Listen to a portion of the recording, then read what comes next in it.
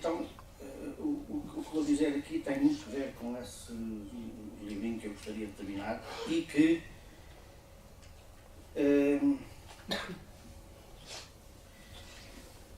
tem uma coisa magnífica, devo reconhecer, que é o título e o subtítulo. O livro vai chamar-se, se as coisas correrem bem, o livro vai chamar-se É que não se parece. 2 pontos. A insídia do real na estética neorrealista. É que não se parece é retirado de um extraordinário poema de Manuel Guzmão. Agora, no sol do pátio, a camélia abriu. Levou um ano a desabrochar. Não parece real. Esse é um dos espantos com o real. É que não se parece. E depois, o subtítulo é retirado de um texto da vocação animal de Herberto Helder, naquele texto das transfigurações.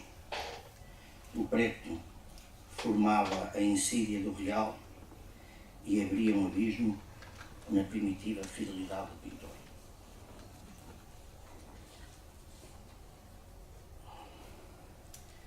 Gostaria muito de publicar isto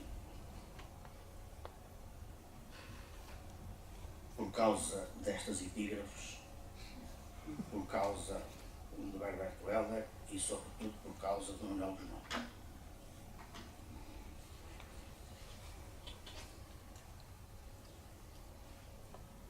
O texto, para espanto do Giovanni Ricciardi, o texto está quase todo escrito. Mas eu não vou ler. Costuma não escrever. Mas eu não vou ler. Que o texto chega à redação. Leva 2 anos. Pois, mas estas senhoras são menos pacientes. E, portanto, eu tomei as precauções e já os escrevi. Leitores, não é? Então, e como a hora já vai avançada e eu já perdi estes minutos, gostaria só de fazer a pontuação daquilo que nesta altura me interessa pôr à discussão quanto neste debate sobre as questões do neorrealismo. Porque, como todos sabemos, a referência ao neorrealismo é muito frequentemente condicionada por 2 argumentos. O primeiro argumento defende, ou age como se defendesse, que o neorrealismo é um evento, uma movimentação artística, literária e pictórica que pode ser entendida no interior da história cultural portuguesa. Digamos assim, o neorrealismo é uma coisa nossa, e que se afirmou, principalmente, também internamente, em polémica com outros movimentos igualmente portugueses, como aquele que se reuniu em torno da famosa revista Presença, no plano artístico, e aquele outro que tomou forma na revista Seara Nova, no plano mais geral, doutrinário. E o segundo argumento considera que, no plano estético, o neorrealismo resultou da importação e de uma importação e de uma apropriação do cânon realista, tal como ele foi adotado às novas circunstâncias históricas por intelectuais franceses, italianos e soviéticos, sobretudo, incluindo nesta lista também, evidentemente, intelectuais, escritores e pintores da chamada América Latina e do Brasil. Uma história comum do neorrealismo é, em particular, a história do modo como o neorrealismo se afirma em discussão, em polémica com estas 2 movimentações. O debate com António Sérgio, o debate com Régio, o umbilicalismo, e até há quem ainda mantenha memória e cite mais recentemente os textos, as polémicas do José Régio com o Álvaro Cunhal, que no contexto me parece uma polémica relativamente pouco importante, mas, e a coisa parece ficar arrumada assim.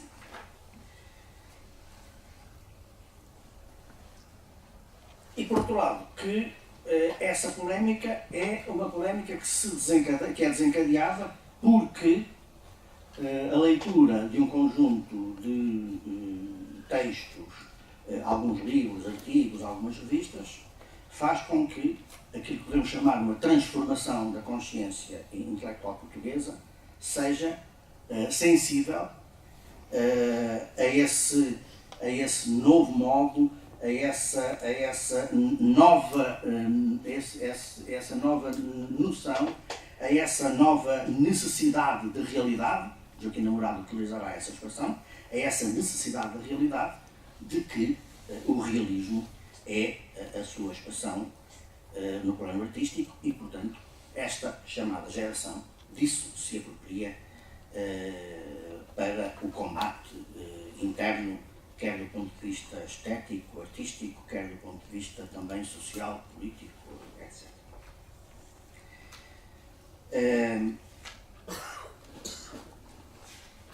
Convém, antes de afirmar num daqueles repentes que eu às vezes gosto de ter, sobretudo para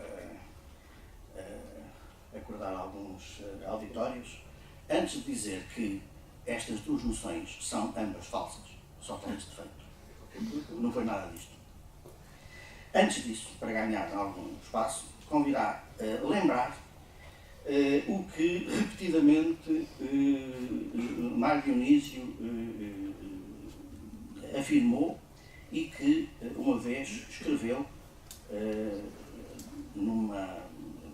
referiu numa entrevista e que depois escreveu num prefácio, num dos seus famosos prefácios, este aos poemas complexos de Manuel Fonseca. Mário Dionísio escreveu, disse isto numa entrevista: há uma lenda que tem tentado desfazer com dificuldades porque há quem não esteja interessado em desfazê-la. O neorrealismo não foi encomendado por ninguém, por nenhuma força política, surgiu espontaneamente.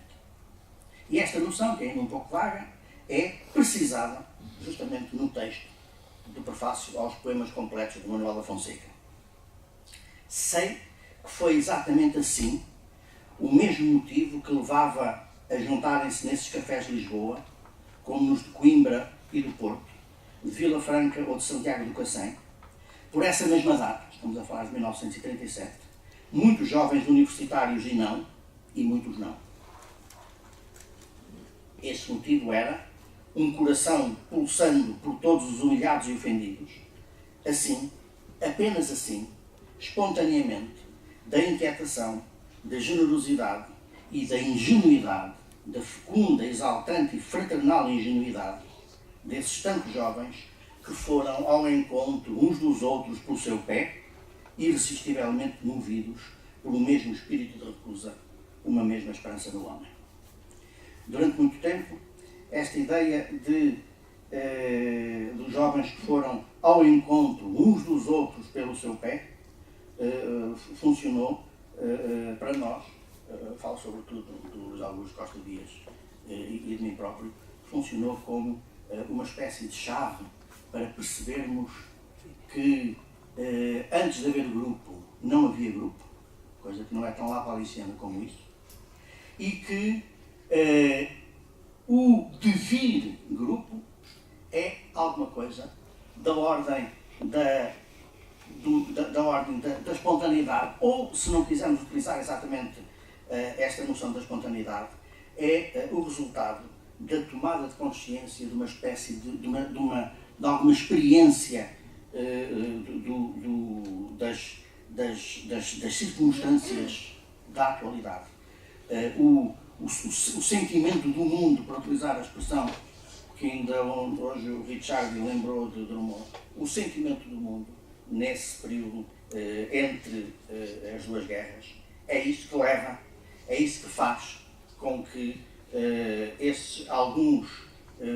todos eles muito jovens, passem a um ativismo intenso que, num primeiro momento, os conduz a pequenos jornais de circulação local ou regional e que depois os leva ao encontro de órgãos de circulação nacional, de que os títulos de referência são, como todos sabem, o jornal O Diabo, que se publica desde os princípios dos anos 30, o jornal Sol Nascente, que se publicará no Porto a partir de 1937, mas antes da conquista, no sentido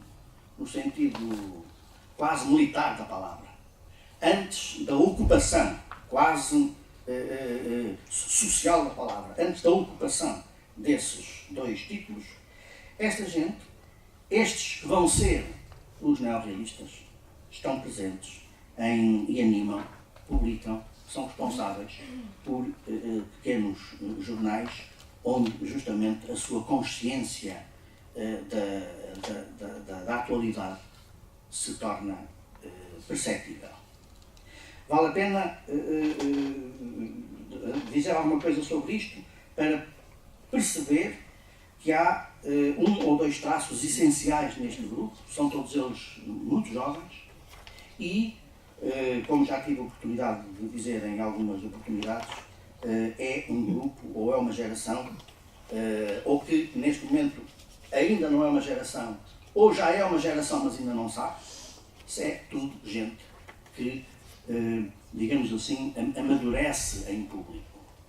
Não faz aquele percurso que é o de acumular conhecimento, alargar cultura, aprofundar visões do mundo e depois partir para a intervenção social. É a gente que imediatamente está presente na arena do mundo. Mário Dionísio, numa pequena revista chamada Prisma, em 1933, e Gleba, em 1934-35. Mário Dionísio nasceu em 1916, em 33 tem 17 anos.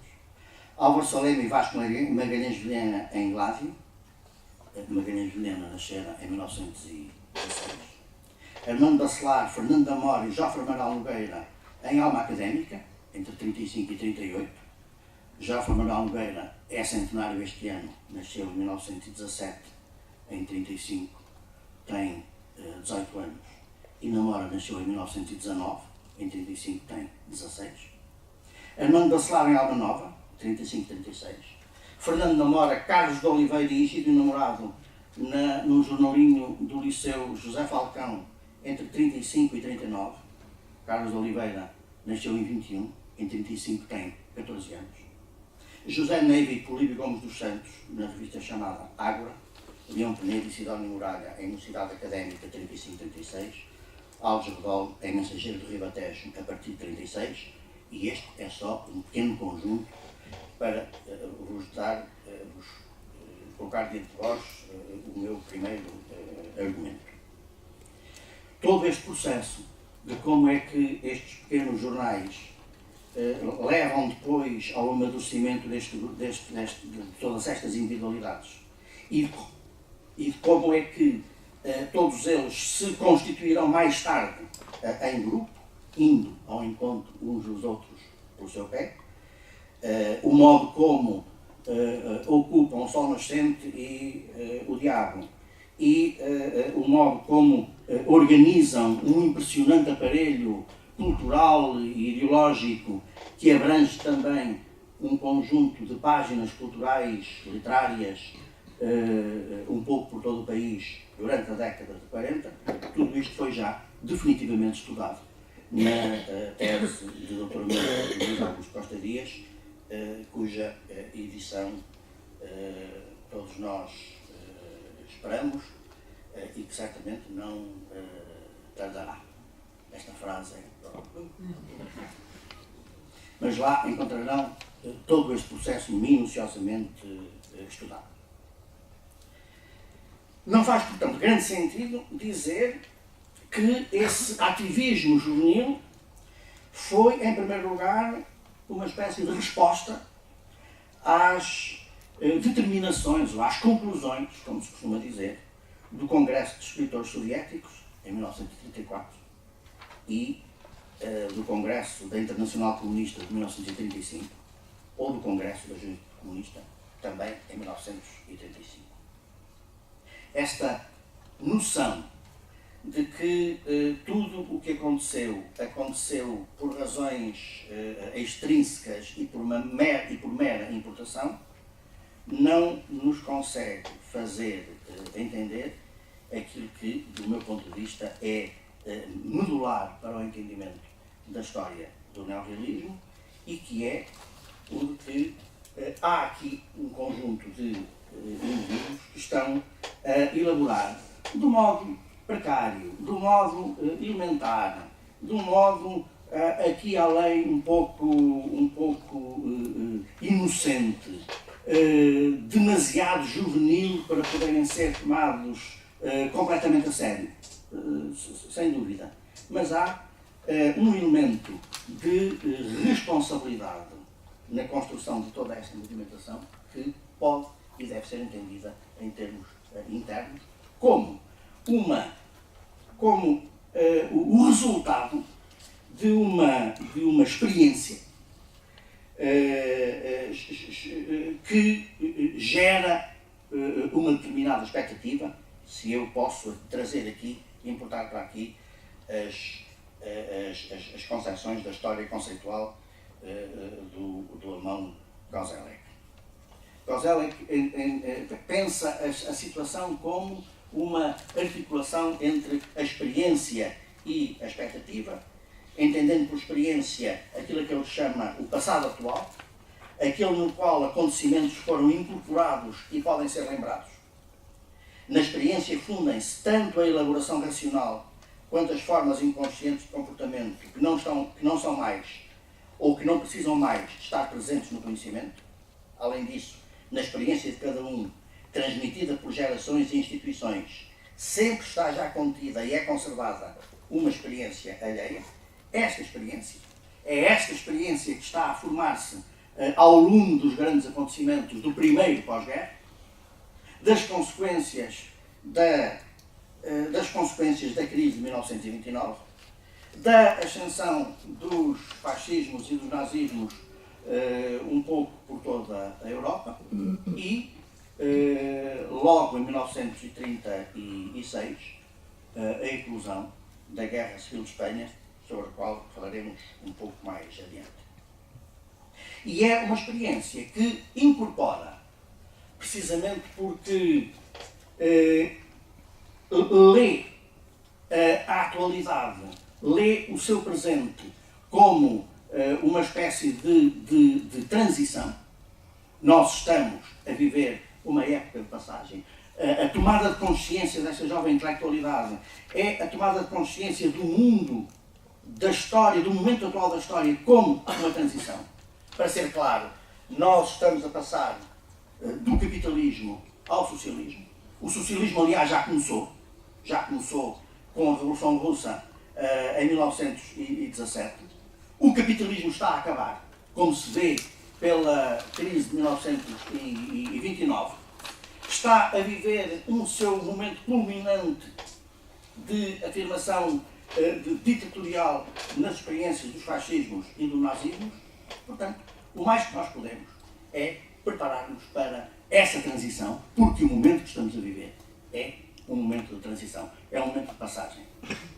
No horizonte português, o grande teórico disto é, sem dúvida, como o Luís Augusto falou, é, sem dúvida, Caraça.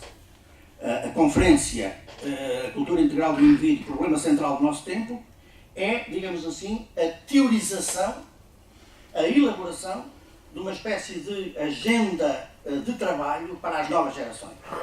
Um programa de trabalhos para as gerações novas, como o Antero tinha dito no século passado. É um programa de trabalho para as novas gerações. E que quer habilitar, sobretudo para os jovens intelectuais, e que quer habilitar os jovens intelectuais com os instrumentos conceptuais que lhe permitam, primeiro, tomar consciência do presente como como transição, e segundo, habilitá-los às competências necessárias para a necessidade, para uma nova cultura e para um novo pensamento que há de ser necessário. A imagem mais clara para esta ideia da transição é a imagem da ponte, que aparece no texto de Caraça, da conferência que citei, é a imagem da ponte. E nós estamos na ponte. O presente está na ponte. O presente já não está naquilo que é o passado. Há um passado no qual, de certo modo, nós já não estamos, e há um futuro no qual nós ainda não estamos, mas para o qual nos devemos voluntariamente encaminhar. O futuro não será dado inelutavelmente. Esse é o remoque que Caraça faz à tese de Magalhães Vilhena sobre o progresso. A ideia que o homem tem a história no bolso, portanto isto, o futuro são fábulas contadas. Não são. É preciso a atividade dos indivíduos, é preciso a atividade, sobretudo, dos intelectuais, para que esse futuro se torne possível. É muito interessante perceber, por exemplo, o programa de traduções encomendado por Caraça. Na sua biblioteca Cosmos, que é, digamos assim, uma espécie de compêndio, de enciclopédia da nova intelectualidade, está muito longe de ser simplesmente um conjunto de 115 volumes. É verdadeiramente uma enciclopédia que Caraça escolhe a dedo, que escolhe voluntariamente. Ele não aceita propostas de textos que lhe enviam, e há muitos. A correspondência mostra isso muito bem. Por pessoas, eu acabei agora este trabalho, é um trabalho muito interessante, olha, veja isto, talvez sirva para a sua enciclopédia. E ele responde sempre de um modo simultaneamente tranquilo, mas firme. A enciclopédia tem uma direção, o seu texto é muito interessante, mas não encaixa nesta direção. Ponto. Os melhores cumprimentos e volta. É muito interessante ver quais são as traduções. As traduções são poucas, encomendadas por Caraça. Ele encomenda uma nova tradução do Príncipe, de Maquiavel. Encomenda uma tradução do texto de Condorcet sobre a filosofia da história. E encomenda mais uma terceira. Não pensava falar nisto. Mais uma terceira, que agora não me recordo qual é. Mas bastam estas duas, são quatro traduções que são encomendadas. E depois há assim umas coisas, umas traduções do teatro italiano e tal, mas que não dizem propriamente respeito a isto. Estas duas, e mais aquelas que agora não me recordo, são muito significativas. O Príncipe, porque é o grande breviário da política moderna, isto é, o grande breviário da política burguesa, e o texto de Condorcet, porque é o texto onde se constrói a ideia de que o mundo burguês tem uma história, essa história tem uma lógica, e essa lógica é a lógica do progresso.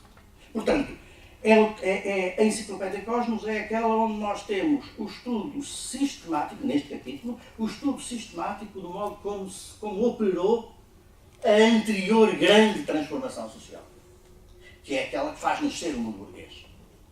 Como nós estamos no início de uma outra época histórica, de uma outra era, nós precisamos saber muito bem, primeiro, como é que acontece a transição. Como é que concretamente esse dispositivo de transição acontece. E depois, o que é que habilita os jovens intelectuais de hoje a conseguirem organizar essa nova era depois de consumada a transformação civilizacional, isto é, depois de consumada a Revolução. Demorei um pouco nisto por razões que daqui a pouco poderão tornar-se mais claras, mas que não gostava de antecipar. Portanto, toda aquela miudagem reunida em volta daqueles jornais partilha esse conjunto, esse nexo, essa tensão, como nos chama Koselleck, entre experiência e expectativa. Há uma tensão entre experiência e expectativa que é comum a todos aqueles que, tendo nascido por alturas da Primeira Guerra, saem traumaticamente da adolescência na crise de 1929 e talvez, numa primeira aproximação, nós poderemos chamar, talvez com mais, numa tentativa de maior rigor, poderemos chamar neorrealistas e identificados como uma geração, a todos aqueles cuja experiência incorpora o sentimento de uma crise histórica, posto o sentimento dialeticamente em relação com um horizonte marxiano de expectativas em que se inscreve a ideia de resolução da crise como revolução.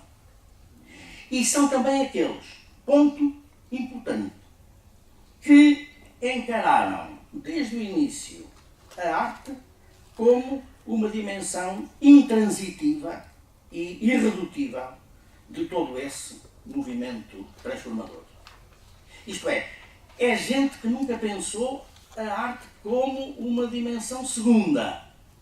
Aspecto que me parece muito importante e que me leva à divergência. Falta vergonha, não tem limites. E, portanto, me leva à divergência de fundo com a lógica da argumentação, por exemplo, de Mário Sacramento. Eu tenho a noção de que para toda esta miudagem, a prática artística é uma prática que está inevitavelmente incorporada, que é imanente ao próprio processo da transformação social. Os artistas de formação marxista estão confrontados, no entanto, este é o andamento segundo, estão confrontados, no entanto, com uma situação que poderia tornar-se um problema. Apesar de numerosas referências à arte, apesar de numerosas referências ao fenómeno artístico, apesar de várias considerações sobre o sentido estético do homem, bem como explícitas e muito compreensivas alusões a escritores e artistas da grande tradição europeia, Marx e Engels nunca integraram essas alusões e essas referências numa reflexão sistemática. Neste sentido exato, não há uma estética marxista. Este não é, todavia, nem o único, nem o maior problema a propósito da inexistência de uma reflexão estética sistemática por parte dos instauradores do materialismo histórico. Poderá sempre argumentar-se que o foco da reflexão marxiana cedo se concentrou na preparação, escrita e edição da obra monumental, da obra magna, do Capital, e que o trabalho necessário à edificação de uma estética estava fora do seu horizonte teórico. Mas há razões para colocar o problema da própria possibilidade de uma teoria da arte sintonizada com o materialismo histórico. Isto é epistemologicamente possível uma teoria da arte marxista? É que, sendo indiscutível a presença e a importância da arte em passos significativos de várias obras de Marx e Engels, não é possível esquecer ou sequer desvalorizar a noção segundo a qual, por exemplo, cito este passo muito célebre, na sociedade comunista não haverá pintores, mas, quando muito, homens que, entre outras coisas, também pintam. Esta é a citação. Formulação que deve ser lida em conclusão das transformações, porque passa a visão capitalista do trabalho. Ultrapassada a divisão capitalista do trabalho, deixa de haver propriamente pintores e os homens passam a poder ocupar-se de várias coisas, entre elas a pintura. Penso que poderemos traduzir esta afirmação. A arte, enfim, peço desculpa de quem possa ir chocar, penso que poderemos traduzir esta afirmação neste outro modo. A arte é uma coisa do passado. A arte, tal como nós a entendemos. A arte, no sentido de o que resulta de um trabalho específico, de uns homens específicos, chamados artistas, produzindo um conjunto de objetos específicos, chamados obras de arte. A arte é uma coisa do passado. A arte está presa às condições sociais e teóricas do passado. Porque a arte é um dos elementos fundamentais daquilo que podemos chamar a sociogénese do mundo burguês. No futuro, já não haverá arte. Porque a arte deveio, a arte tornou-se vida, ou então porque haverá alguma coisa tão completamente diferente que nós não somos capazes de imaginá-la, sequer. Esta é a tese, ou uma tese importante do filósofo e líder político italiano Antonio Gramsci, na sua relação com o futurismo. Um artigo justamente intitulado Marinetti Revolucionário. Já tive a oportunidade várias vezes de regressar a este texto, que é muito intrigante. Escrevendo pouco depois da Revolução Russa, mas já com tempo suficiente para perceber o que se está a passar, eles escrevem este artigo em janeiro de 21, António Gramsci é categórico. Aos artistas revolucionários compete destruir toda a herança de formas artísticas materiais e simbólicas, porque no plano cultural e artístico, destruir significa destruir hierarquias espirituais, preconceitos, ídolos, tradições petrificadas.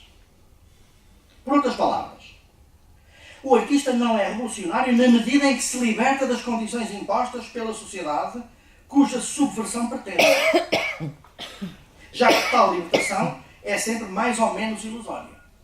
E é a ilusão, estamos muito próximos do pensamento de Adorno, e é a ilusão do artista em contexto capitalista e burguês. Ele reconhece-se e ele reconhece em si próprio a capacidade de se ter libertado das condições e dos constrangimentos da sua própria sociedade. Adorno é categórico em relação a isto. Esta libertação, ou este sentimento de libertação, é uma ilusão. Gramsci, em cima da hora, não anda muito longe. O que compete ao artista revolucionário, ou àquele que se chama artista no sentido em que o seu trabalho é ou era produzir formas simbólicas, a ele o que compete, em contexto revolucionário, é destruir, porque aquilo que chamamos cultura, e a arte deste ponto de vista participa da cultura, aquilo que chamamos cultura é, sobretudo, a construção de uma hierarquia espiritual. Não há uma arte capaz de acelerar a revolução por antecipação dos valores ou dos imaginários próprios das sociedades pós-revolucionárias. A politicidade da arte não é perspectiva. O artista e a obra são revolucionários quando procedem a uma desarticulação, a uma desorganização e a uma desativação, no sentido em que aquelas das bombas e armadilhas desativam uma bomba. Nesse sentido. O artista é revolucionário quando desativa as estruturas de hegemonia política e social ou, como pretende Adorno, quando mostra o caráter contraditório e opressivo da sociedade. E é por isso, como sabem, para Adorno, Kafka é mais revolucionário do que Brecht. Pela mesma altura, 1922, mas já na sociedade considerada pós-revolucionária, Mayakovsky concebe o trabalho formal do artista como, cito, uma engenharia necessária para a configuração de toda a nossa vida prática. Não propriamente como a produção de objetos. Quadros, versos, poemas, músicas. Outra coisa. Nem mais nem menos. Outra coisa. Aquilo aqui, neste texto, que Mayakovsky Mayakovsky chama a configuração de toda a nossa vida prática. Artista é aí o nome, porventura um nome velho, o nome precisaria talvez ser escrito com aspas, para designar novas tarefas e novas preocupações. Por exemplo, focar a atenção no trabalho gráfico da organização da página, bem como na materialidade sonora e plástica da palavra. Avaliar a intensidade performativa da corporalidade do artista. Avaliar a intensidade performativa do produto do trabalho do artista. Estudar a organização do espaço público a partir dos objetos produzidos pelo artista. A mesa, a cadeira, o modo como elas se organizam no espaço. Incorporar uma produção, incorporar nessa produção os dispositivos técnicos postos à disposição da época pela Revolução Industrial. Paradoxo decisivo para o desenvolvimento desta problemática foi a reserva política muito cedo suscitada pelo trabalho deste laboratório revolucionário do Mayakovsky, mas poderíamos falar, na mesma época, do laboratório revolucionário de um Kandinsky, ou de um Schoenberg, ou de um Malevich. Todos eles, a seu modo, desarticulavam as formas recebidas da tradição. Paradoxalmente, as formas próprias da época, as formas de que a nova época necessita para ganhar consciência de si própria, estavam, ou eram consideradas que estarem comunicacionalmente desajustadas das capacidades de percepção socialmente existentes. Isto é, respondiam mal à pergunta: o que é que isto quer dizer? Há vários textos políticos que fazem esta objeção ao trabalho de Mayakovsky. As pessoas não entendem o que é que aquilo que vocês fazem querem dizer. Mas justamente que a obra de arte seja a concentração material daquilo que podemos chamar a transcendência de um sentido, o que a arte quer dizer, o que a obra de arte quer dizer, o que é que isto quer dizer, é a noção que a estética burguesa desenvolveu muito particularmente, em especial, no conceito de representação. Tornar presente ou visível, ou ausente ou invisível, foi a tarefa que a arte reservou a si própria entre o século XV e o século XIX, ou o início do século XX. E por isso, Malraux foi perspicaz quando disse que a arte era, porventura, o sagrado de um mundo sem Deus. Exato. A renúncia à representação coloca a arte, e talvez não só a arte, outros problemas que podemos centrar no privilégio concedido àquilo que podemos chamar a facticidade do real. Tornar a arte um lugar de enunciação ou de demonstração do real, um dispositivo de acesso ao real, é a novidade das vanguardas do início do século XX. É porventura no surrealismo que a percepção da crise da civilização europeia assumiu a configuração radical que o tornou atrativo para muitos jovens intelectuais e artistas europeus e não. Para além dos elementos conjunturais, o que verdadeiramente entra em crise na Primeira Guerra Mundial é o sistema demoliberal gerado na longa duração pela Revolução Francesa. A democracia segundo o modelo contratualista russoniano e o capitalismo em matéria de organização económica vão tornar-se planetárias pela via da lei do progresso que movimenta internamente as sociedades, isto é, na convicção dessa civilização, o mundo vai tornar-se europeu. Ora, um dos elementos que gera o ambiente que tornou o surrealismo possível é a ideia da falência universal desta civilização. Expressão sintética de múltiplas falências. Falência das elites, falência da ciência, falência das filosofias, falência da arte, etc. Breton, Eluard, Aragon, Perret, Soupeau foram tão profundamente marcados pela guerra que não querem ter mais nada em comum com uma civilização que perdeu suas razões de ser, e o niilismo radical que os anima não se estende somente à arte, mas a todas as manifestações desta civilização. Por isso, no pós-guerra, 1918, a seus olhos, como Breton dirá mais tarde, o campo estava aberto apenas para uma revolução que realmente alastrasse a todos os domínios. E esta revolução já então tinha tido os seus inícios.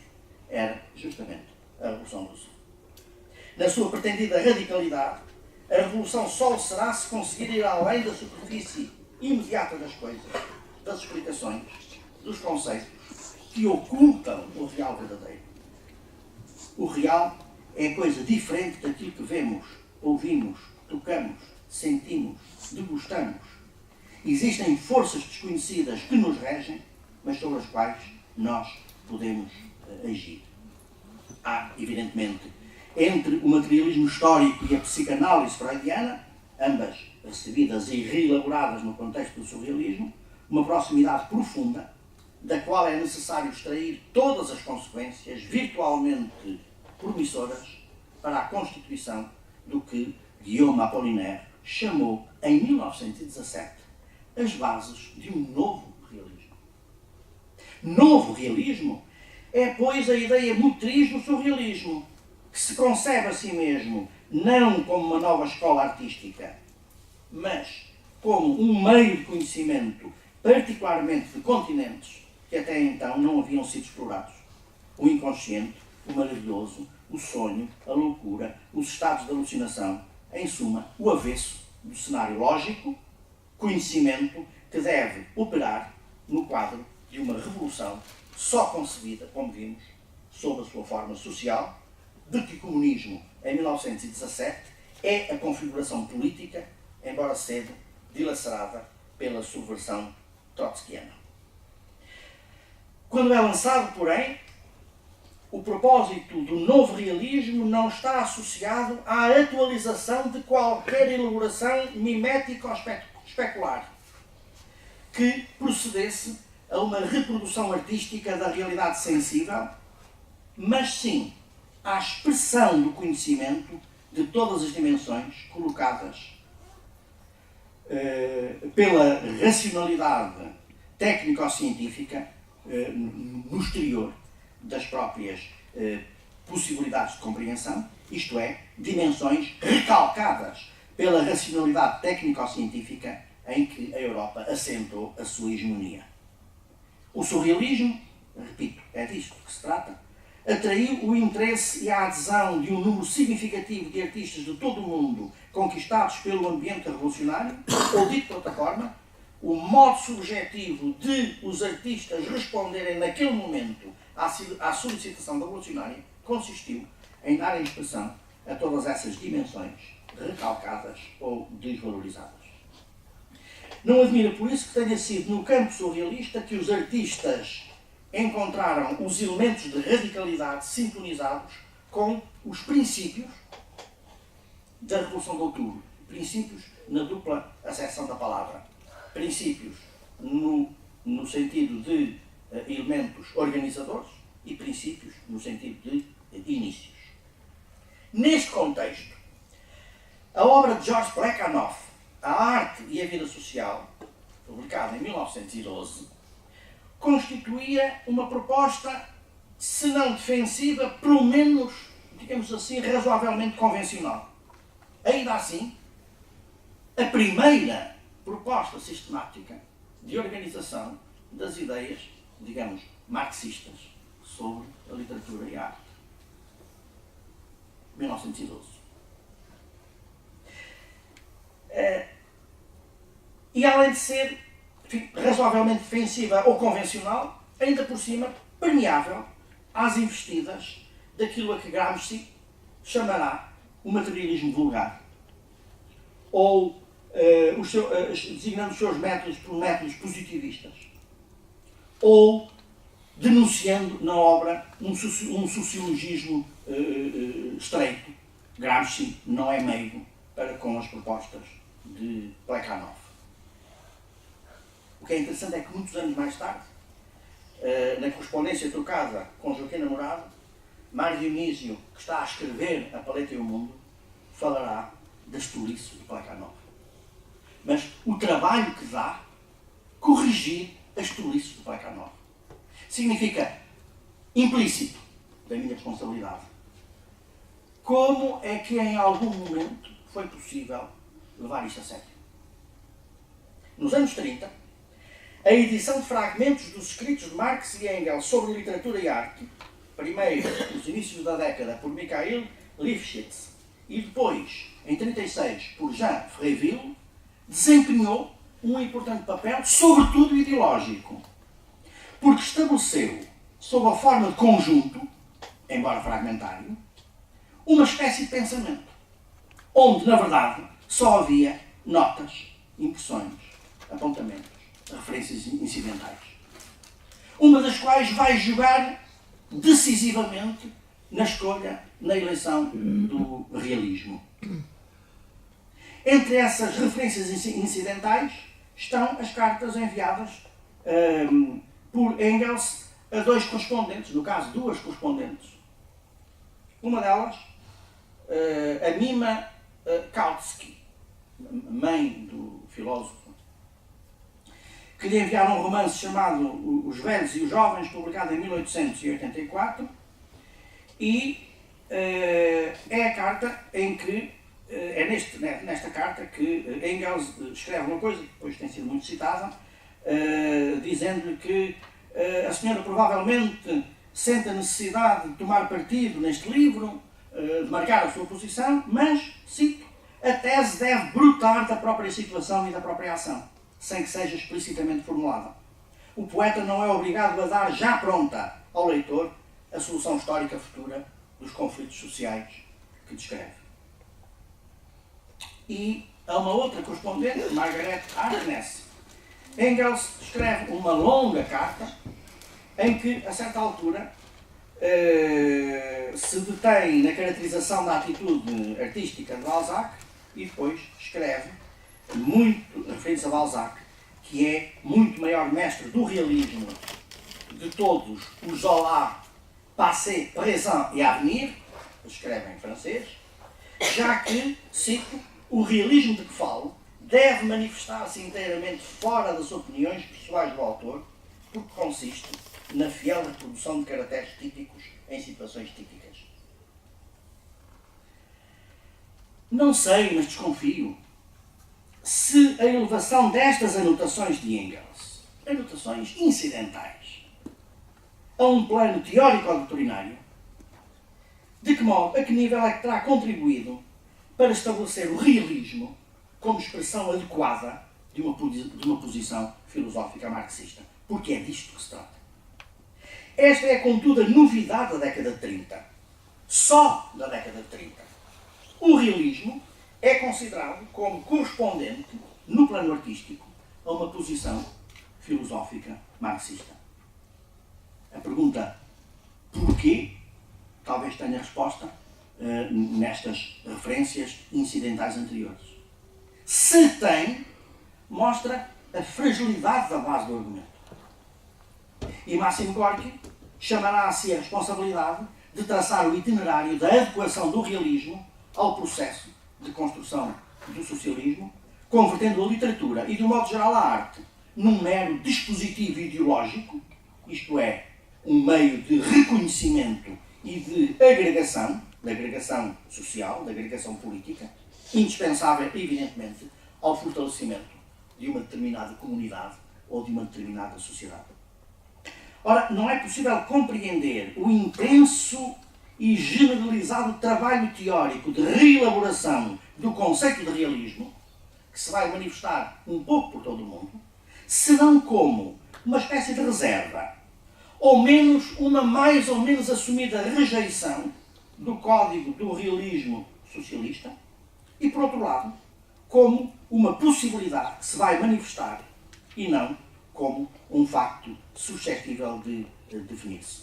Quero eu dizer que, um pouco por todo lado, incluindo Portugal, nós assistimos a um intensíssimo trabalho teórico de elaboração do próprio conceito de realismo, de reconstrução do próprio conceito de realismo.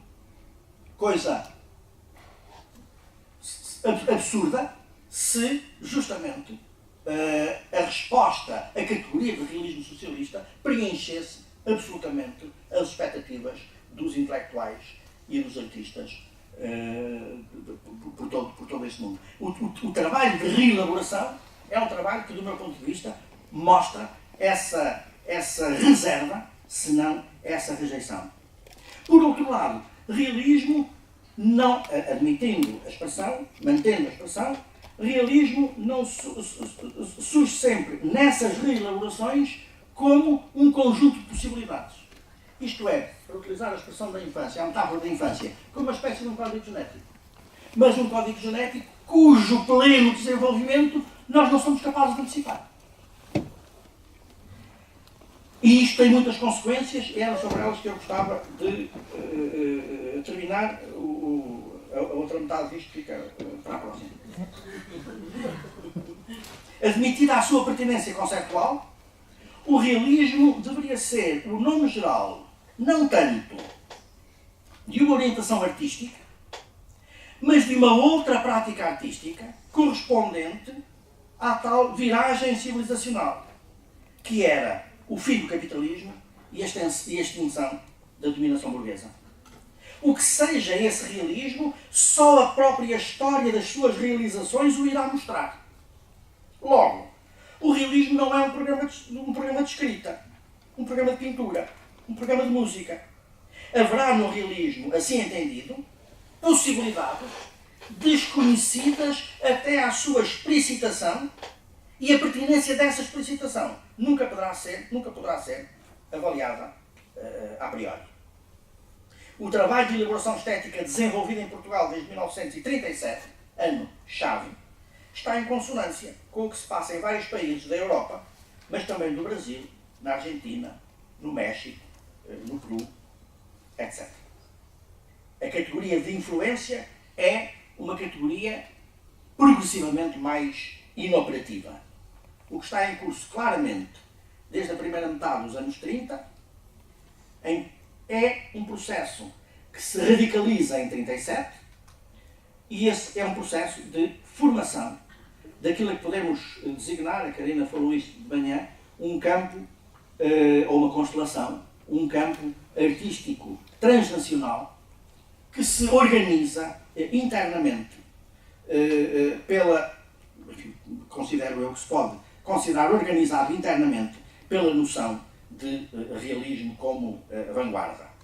Eu estou aqui a fazer eco de um trabalho de um argentino, Guilherme Fantoni, que a propósito de um artista que faz o percurso habitual, o percurso comum dos artistas revolucionários dos anos 30, isto é, vem da Argentina para Paris, em Paris frequenta os meios surrealistas e, sob o impacto da Guerra de Espanha, percebe ou intui ou considera os limites do surrealismo e passa a fazer uma arte que mantém alguns elementos do surrealismo, mas que se quer pôr em consonância com a realidade social, digamos assim, para abreviar, e regressa à Argentina para desenvolver o seu trabalho.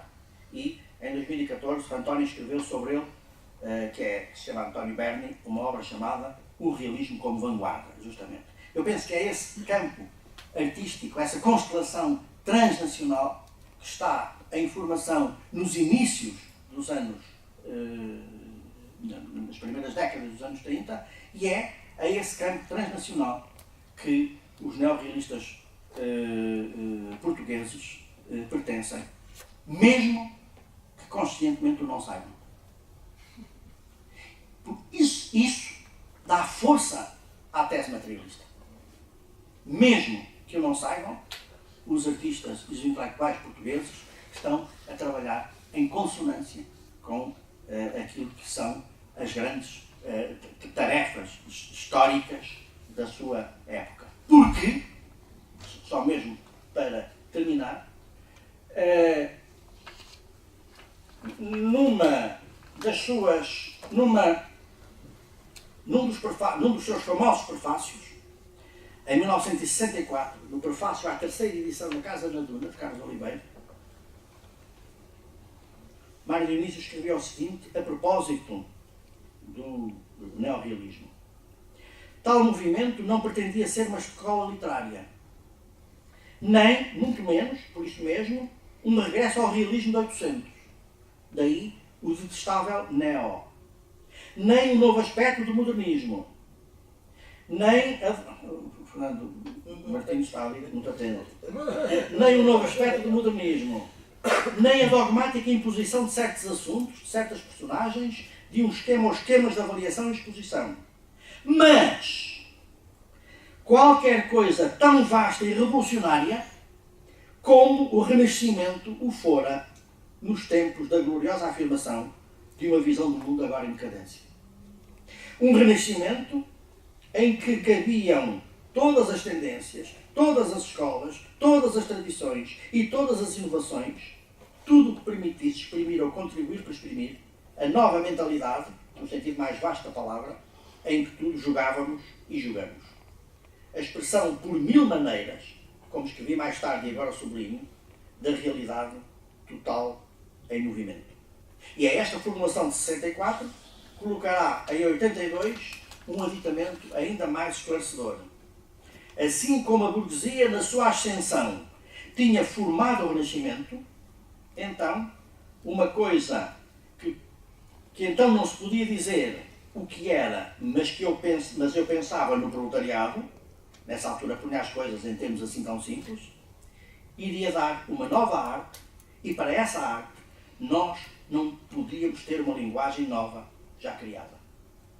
Isso que se chama realismo é esta a criação, idealmente era a criação desta nova linguagem. Desgraçadamente, aquelas cartas de Engels às suas duas gentis correspondentes encaminharam as coisas num sentido inesperado e, talvez não seja exagerado dizer, do ponto de vista estético, razoavelmente nefasto. Até porque são cartas escritas, qualquer de nós já recebeu cartas daquelas, não é? As pessoas recebem montes de livros, olha, diga-me o que pensa disto, e a gente escreve meia dúzia de coisas para ver se o correspondente ou o correspondente não insiste. Ah, sim senhor, isso é muito bom, mas falta disto assim, assim, pronto, vai embora. Tornou-se doutrina. E ao tornar-se doutrina, enviosou completamente este programa, que evidentemente é depois historicamente condicionado por outras circunstâncias, o próprio destino da Revolução Russa ou das vanguardas russas não é o menor desses destinos nefastos. Mas depois, isto escrito está tudo direitinho. Peço desculpa para o vosso tempo.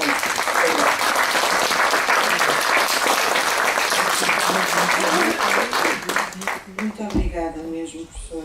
Eu tinha falado na profundidade dos seus trabalhos, no dom que tem de os comunicar, e pronto, pela minha parte falta-me digerir e dizer-lhe que pintou o peixe de amarelo, entendi bem.